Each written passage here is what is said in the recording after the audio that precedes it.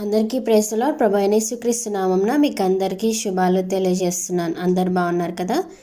ఈరోజు వాగ్దానము మత్తయి సువార్త 21 అధ్యాయము 22వ వచనము. మరియు మీరు ప్రార్థన చేయునప్పుడు వేటిని అడుగుదురో అవి దొరుకునవని నమ్మిన ఎడల మీరు వాటన్నిటినీ పొందుదురని వారితో చెప్పెను. ఆమేన్. హల్లెలూయా. అయితే మీరు ప్రార్థన చేసే ప్రతి అవసరత అవి దొరికినవి అని నమ్మి వాటిని పొందుకున్నారని చెప్పి ఎప్పుడైతే మీరు విశ్వసిస్తారో అప్పుడు దేవుడు మన ప్రార్థనల్ని అంగీకరిస్తాడంట. విశ్వాసం అంటే అదే కదా. విశ్వాసం అనున్నది నిరీక్షింపబడు వాటి యొక్క నిజస్వరూపం. మనం హెబ్రీలకి 11వ అధ్యాయం 1వ వచనంలో చూసుకుంటాము.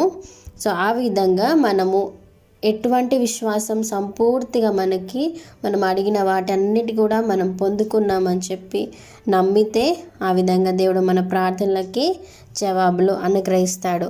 అదే రీతిగా మనము మత్తయి సువార్త 7వ అధ్యాయం 11వ వచనంలో చూసుకుంటే, మీరు చెడ్డవారయుండియు మీ పిల్లలకు మంచి ఈవులనీయని ఎరిగి ఉండగా పరలోకమందున మీ తండ్రి తన్ను అడుగు వారికి అంతకంటే ఎంతో నిశ్చయముగా మంచి ఈవులనిచ్చును. ఆమేన్. నిజమే కదా. మనము మన పిల్లలకి చెడ్డవి ఎప్పుడు కూడా ఇవ్వాలని అనుకోం కదా. కాబట్టి మనల్ని సృష్టించిన మన యేసయ్యని మనం అడిగితే ఆయన అంతకంటే శ్రేష్టమైనవి మనకి అనుగ్రహించడానికి సిద్ధంగా ఉంటాడు.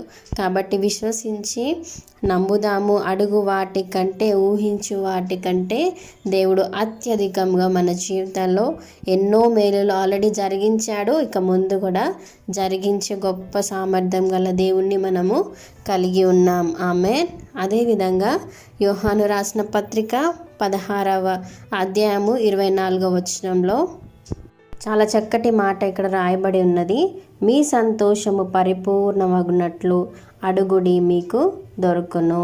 ఎస్, మన సంతోషం ఎప్పుడు కూడా కంప్లీట్నెస్ అవ్వాలంటే మనం అడిగే వాటిని దొరికినాయి అంటే మనం పొందుకున్నామని చెప్పి ఎప్పుడైతే నమ్మి మన సృష్టికర్త అయిన దేవుని దగ్గర మనం వేడుకుంటామో అవన్నీ కూడా మనకి అందజేయబడతాయి కదా. సో కాబట్టి ఈ వాగ్దానాన్ని మన జీవితంలో క్లెయిమ్ చేసుకుందాం. దయచేసి ఈ వాగ్దానాన్ని మీరు మీ ఫ్రెండ్స్కి, మీ రిలేటివ్స్కి షేర్ చేయండి. చిన్న వాగ్దానాన్ని దేవుడు దీవించి ఆశీర్వదించును గాక.